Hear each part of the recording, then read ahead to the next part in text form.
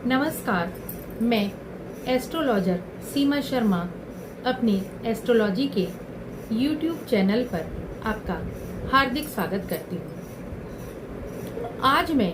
जिस विषय को लेकर आपके सामने उपस्थित हुई हूँ वह एक बहुत ही महत्वपूर्ण विषय है और आजकल के माहौल को देखते हुए एक बहुत ही ज्वलंत विषय है और वह है मानसिक तनाव और डिप्रेशन को लेकर। आजकल हम जहाँ भी देखते हैं वहीं हम देखते हैं कि अक्सर लोग बहुत अधिक डिप्रेशन के शिकार हैं और विशेष रूप से आज की जो युवा पीढ़ी है वह इतनी अधिक डिप्रेशन में आ रही है कि उसको समझ ही नहीं आ रहा है कि वह किस दिशा की ओर जा रही है। क्या कारण है कि इतना डिप्रेशन आजकल बढ़ता जा रहा है। यह बात सही है कि आजकल समस्याएं बहुत अधिक हैं। जीवन में इतनी अधिक समस्याएं होने के कारण आजकल लोग अधिक से अधिक डिप्रेशन की ओर बढ़ते चले जा रहे हैं। और मैं अक्सर क्या देखती हूँ कि अक्सर न्यूज में या सोशल मीडिया पर इस तरह की खबरें मैं देखती रहती हूँ। हर रोज इस तरह की खबरें मेरे सामने आती हैं कि अक्सर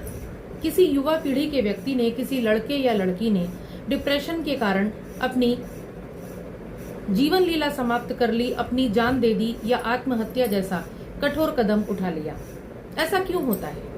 अक्सर हम इस तरह की खबरें पढ़ते रहते हैं। हम यह सोचते हैं कि आजकल माहौल ऐसा है, आजकल वातावरण ऐसा है, आजकल के आधुनिक वातावरण में लोग डिप्रेशन की तरफ अधिक जा रहे हैं या समस्याएं अधिक हैं। वह सब तो ठीक है, लेकिन क्या कभी आपने सोचा है कि इन सब के कुछ ऐसे ज्योतिषीय कारण भी हो सकते हैं जिसके कारण व्यक्ति डिप्रेशन के शिकार होते हैं? तो इस बात का जवाब यह है कि अवश्य इन चीजों के ज्योतिषीय कारण हैं। यदि हम उन व्यक्तियों की कुंडली को उठाकर देखें जो इस तरह के कदम उठा रहे हैं या जो आजकल डिप्रेशन में चल रहे हैं, तो हमें बहुत से ऐसे कारण मिल जाएंगे जिससे हमें पता चलेगा कि हमारी कुंडली में कुछ विशिष्ट योग ऐसे बने होते हैं जो हमें किसी न किसी कारण से मानसिक तनाव की ओर ले जाते हैं।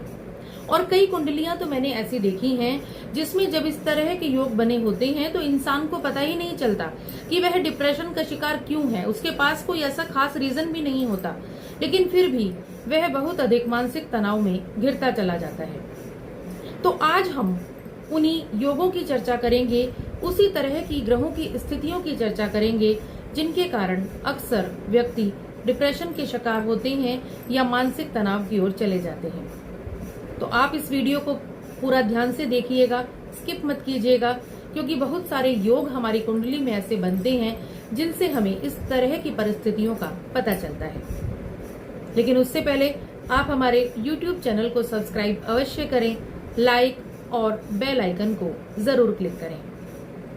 तो आइए बात करते हैं डिप्रेशन के कारणों के बारे में, मानसिक तनाव के कारणों के बारे में, और कौन से ऐसे ज्योतिषीय कारण हैं जो इस तरह की परिस्थितियों को जन्म देते हैं। मैं इस बारे में पहले भी एक दो वीडियो बना चुकी हूँ और आपको बता चुकी हूँ कि सबसे अधिक हमारी कुंडली में जो हमारे मन के लिए जिम्मेदार होता है वह हमारा चंद्रमा होता है। यदि कभी भी हमारी कुंडली में चंद्रमा पीड़ित होता है, ग्रहण दोष से पीड़ित होता है, या चंद्रमा और शनि की युति होती है, विष दोष से पीड़ित होता है, या केमद्रुम दोष से पीड़ित होता है जिसमें चंद्रमा दोनों तरफ से अकेला हो जाता है, उसके द्वितीय और द्वादश भाव में कोई भी ग्रह नहीं होता, यानी कि उसके आगे और पीछे कोई भी ग्रह नहीं होता और किसी शुभ ग्रह की भी दृष्टि उस पर नहीं पड़ रही होती है, तब हमारा चंद्रमा केमद्रुम दोष से पीड़ित हो जाता है और हमारे मन पर इसका विपरीत प्रभाव पड़ता है। कभी कभी मैंने देखा है कि किसी किसी की कुंडली में चंद्रमा विष दोष से भी पीड़ित हो जाता है और साथ साथ कुछ ऐसी स्थितियां बन जाती हैं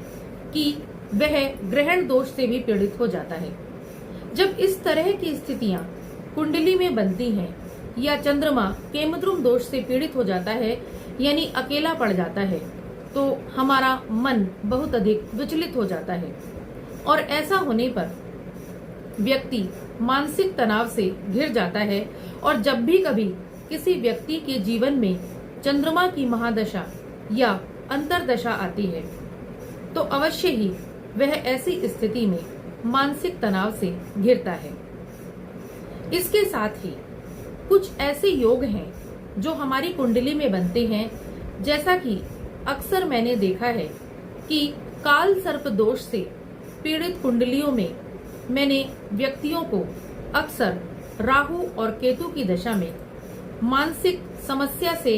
या मानसिक तनाव से जूझते हुए देखा है। काल सर्प दोष के बारे में मैं पहले भी चर्चा कर चुकी हूँ। जब भी कभी कुंडली में काल सर्प दोष बना होता है और कभी भी राहु या केतु की दशा चल रही होती है,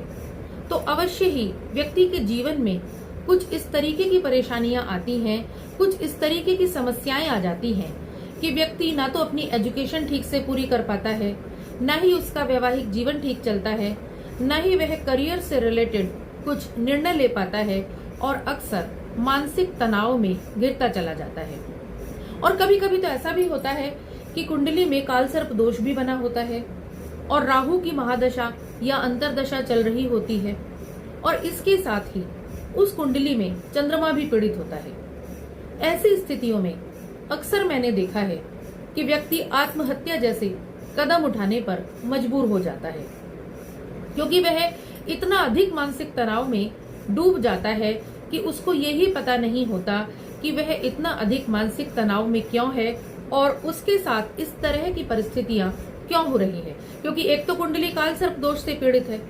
वैसे ही काल सर्प दोष मानसिक तनाव देता है और साथ ही मान लीजिए चंद्रमा भी पीड़ित हो गया और ऐसे में राहु में चंद्रमा की दशा आ गई, तो अवश्य ही व्यक्ति बहुत अधिक मानसिक तनाव से पीड़ित होकर कई बार मानसिक रोगों का शिकार हो जाता है और आत्महत्या जैसे कदम भी उठाने को मजबूर हो जाता है। कभी कभी ऐसा होता है कि यदि लग्नेश भी साथ में कमजोर हुआ, मान लीजिए लग्नेश की स्थिति बहुत अधिक कमजोर है और चंद्रमा भी कमजोर स्थिति में है, तो अवश्य ही व्यक्ति की मानसिक स्थिति खराब हो जाती है और व्यक्ति को बहुत से मानसिक रोगों का भी सामना करना पड़ता है। मैंने कुछ कुंडलियों में देखा है जिसमें लग्नेश शनि होता है, मान लीजिए मकर लग्न की या कुंभ लग्न की कुंडली है और वहां पर लग्नेश शनि है और शनि किसी भी प्रकार से पिशाच दोष से पीड़ित है और साथ में चंद्रमा भी विष दोष से पीड़ित है और शनि में चंद्रमा की दशा आ गई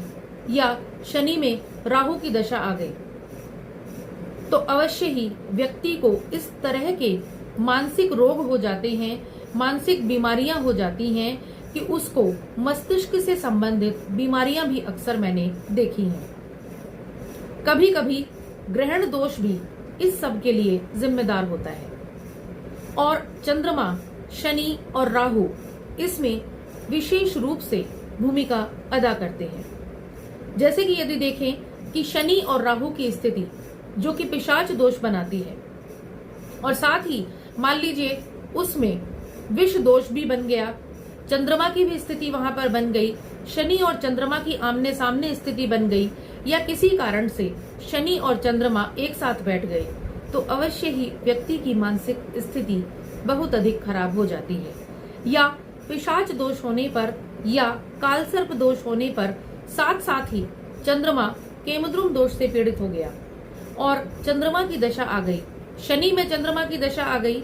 या राहु में चंद्रमा की दशा आ गई, तो अवश्य ही व्यक्ति बहुत अधिक मानसिक रूप से परेशान हो जाता है। इसके साथ ही हमें लग्नेश की स्थिति के साथ साथ बुध की स्थिति को भी देखना होता है, क्योंकि बुध बुद्धि का कारक है और अक्सर हमें अच्छे कार्य करने के लिए बुद्धि देता है।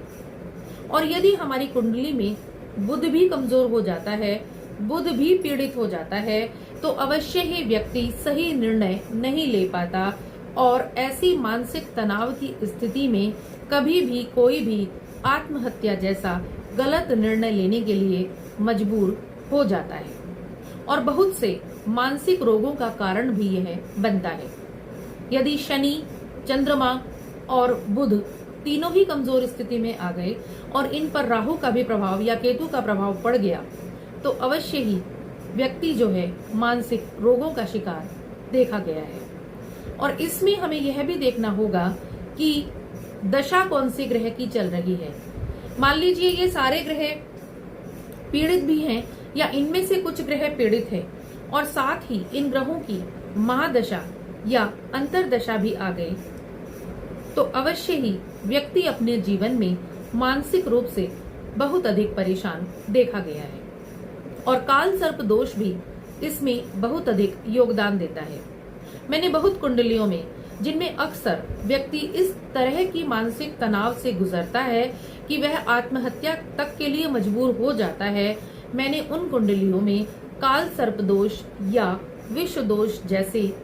योग देखे हैं और अक्सर ऐसी कुंडलियों में ऐसे योग पाए जाते हैं। तो इसीलिए मैं सलाह देती हूँ कि यदि कभी भी आप मानसिक रोग से या मानसिक परेशानी से या डिप्रेशन से गुजर रहे हैं तो ठीक है, आप डॉक्टर को दिखाते हैं, आप जो चिकित्सक की सलाह है वो तो आप अवश्य लेते हैं, लेनी भी चाहिए, लेकिन उसके साथ साथ आपको अपनी कुंडली का भी विश्लेषण कराना चाहिए कि कहीं कुंडली में ऐसे योग तो नहीं बने हुए हैं जिसके कारण हमें ऐसी मानसिक तनाव की स्थिति से गुजरना पड़ रहा है और साथ ही साथ ऐसे ग्रहों की दशा तो नहीं चल रही है जो हमारी कुंडली में पीड़ित हैं। क्योंकि अवश्य ही इन दशाओं का या इन योगों का उपाय करके हम इन दोषों से मुक्ति पा सकते हैं और अपने मानसिक तनाव को बहुत अधिक दूर कर सकते हैं।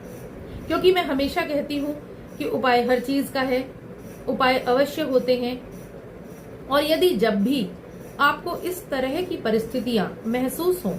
कि आपको ऐसा लगे कि आप बहुत अधिक मानसिक तनाव में घिर रहे हैं तो आप देख लें कि आपकी कुंडली में इस तरह का कोई दोष तो नहीं है जिसके कारण आप बहुत अधिक मानसिक तनाव से गुजर रहे हैं और उस समय आपको उसके उपाय अवश्य करने चाहिए। विशेष रूप से महामृत्युंजय का जाप और ओम नमः शिवाय का जाप तो आप कर ही सकते हैं, क्योंकि शिव जी की पूजा, रुद्राभिषेक या महामृत्युंजय के जाप से आप बहुत अधिक इन सारी समस्याओं से बच सकते हैं। लेकिन फिर भी पहले कुंडली का विश्लेषण जरूरी है। तो मैं उम्मीद करूंगी कि आप सभी स्वस्थ रहेंगे, खुश रहेंगे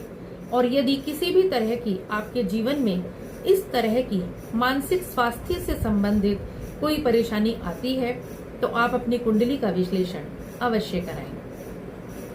यदि आप अपनी कुंडली से संबंधित कोई प्रश्न पूछना चाहते हैं तो हमारे डिस्क्रिप्शन बॉक्स में हमारा नंबर दिया होता है, वहां पर आप संपर्क कर सकते हैं। आप हमारे YouTube चैनल को सब्सक्राइब करें, लाइक और बेल आइकन को जरूर क्लिक करें। धन्यवाद।